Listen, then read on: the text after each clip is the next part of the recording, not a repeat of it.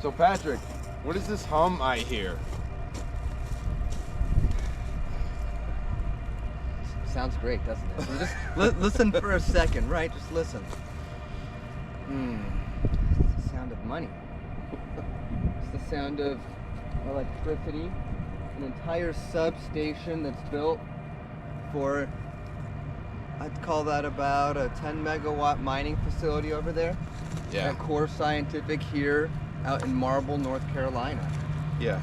It's you can hear all those miners, all those fans whirring almost in harmony as they're just like little worker bees turning this electricity into Bitcoin.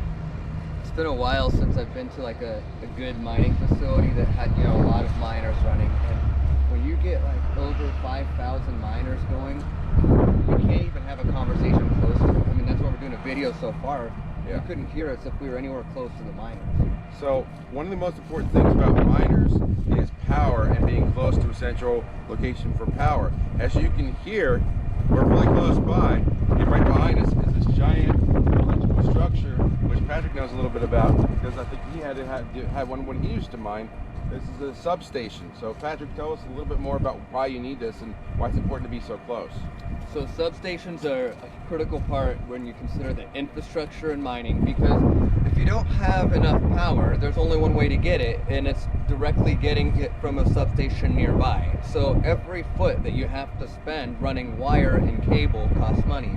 So we try to get substations that are really close to your facility, or you actually have to pay to build out substations if you want a big load.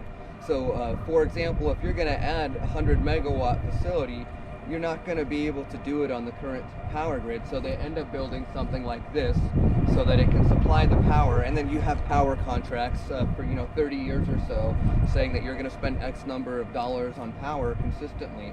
So this is a specific deal set up with Duke, the utility provider, specifically for Core Scientific over here to run their facility. And they've been ramping up from 10 megawatts every year. Each one of these guys back here is going to support basically a 10 megawatt run. So right now the facility is built out for close to 60 megawatts is what it looks like, but wow. I don't think that they've got more than 40 megawatts running, because when they had the S9s, they were able to get a lot more miners in there and use less power per miner. Now the new S19 Pros, you're using 3,000 watts instead of 1,000, and then you're getting 3 or 4 times the mining hash rate. Actually, it's more like 10 times the mining hash rate now. So the power efficiency changes so much that you can't actually fill the buildings with all the power that you need to use.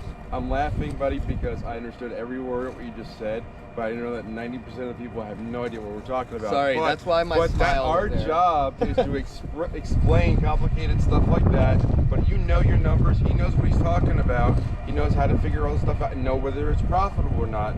Just like we know a lot of what to do over at CryptoConfidential. We take complicated stuff and make it simple so people can understand. So for more content like this, come on over and join, follow LitecoinLeader.com, of course, but come over to CryptoConfidential and see and learn more about these kinds of topics.